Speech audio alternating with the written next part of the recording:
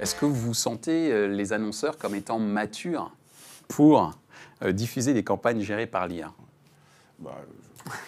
Je sens que tu es très très chaud pour répondre à cette question. Voilà. Alors, en fait, nous, au MBA DMB, on reçoit et on forme énormément d'annonceurs chaque année.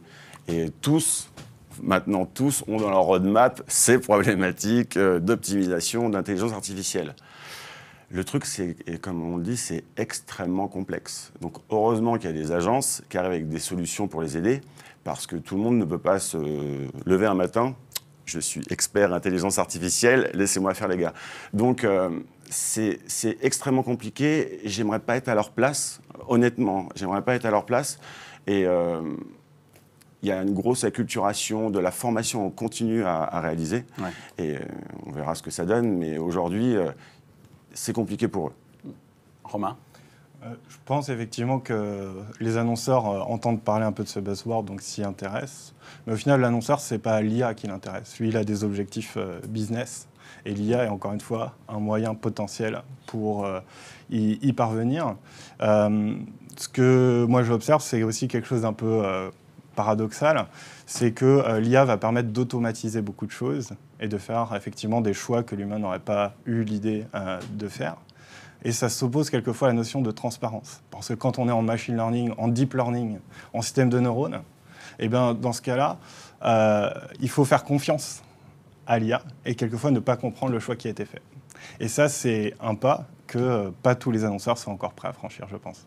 Alban, un avis sur ce point ? Je suis assez d'accord avec ça. En fait, il y a la volonté d'y aller, il y a la volonté de maîtriser, parce qu'effectivement, on ne peut pas dire à son patron qu'on ne travaille pas sur l'IA en tant que directeur du marketing.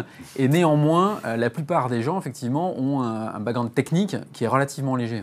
Donc je suis assez d'accord, c'est très difficile pour eux de se dire « Ok, on va faire de l'IA ».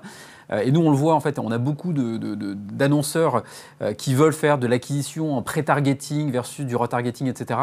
On le fait, et puis d'un seul coup, ils nous disent « Ah oui, non, mais en fait, repassons sur du ROI pur, du ROI bourrin ». Et donc, il y a quand même un phénomène en fait, d'acculturation qui est assez forte et de maturité à prendre. Il y a le dogme du last click qu'on retrouve partout, mais ça ne s'applique pas justement à ces techniques-là. Sauf qu'on nous dit « Oui, mais mon DG ne regarde que le last click ». Donc, on voit bien que toute la chaîne, en fait, du responsable d'acquisition au patron du marketing, au DG, il y a vraiment quelque chose, une explication, on va dire une acculturation forte à faire justement sur les objectifs, ce que ça peut faire, ce que ça ne peut pas faire, et de ne pas tout mettre effectivement dans le même panier. Aujourd'hui, on mélange un petit peu tout quand même. Julien ? Non, tout à fait. Hein, ce que laisse entendre Alban, c'est qu'on est sur un marché aujourd'hui à deux vitesses, avec des acteurs très sophistiqués et des acteurs qui sont encore dans une phase de découverte du programmatique. Mais ce qui est vrai, c'est que même pour les acteurs très sophistiqués, faire gérer ces campagnes par une IA, c'est un changement de paradigme très très important. Je prends un exemple très bête, un brief d'objectif. Il faut savoir le transformer dans un langage qui est compréhensible par une IA. Je veux maximiser mes conversions, mais attention, la visibilité, c'est important aussi.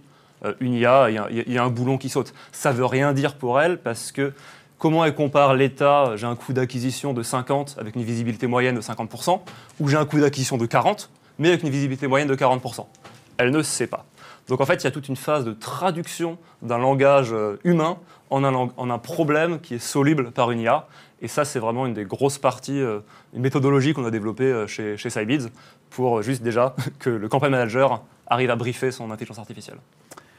Bien sur ce, messieurs, je vous remercie à nouveau pour votre participation et à bientôt sur les routes de l'IA. Merci Michel. Merci. Michel.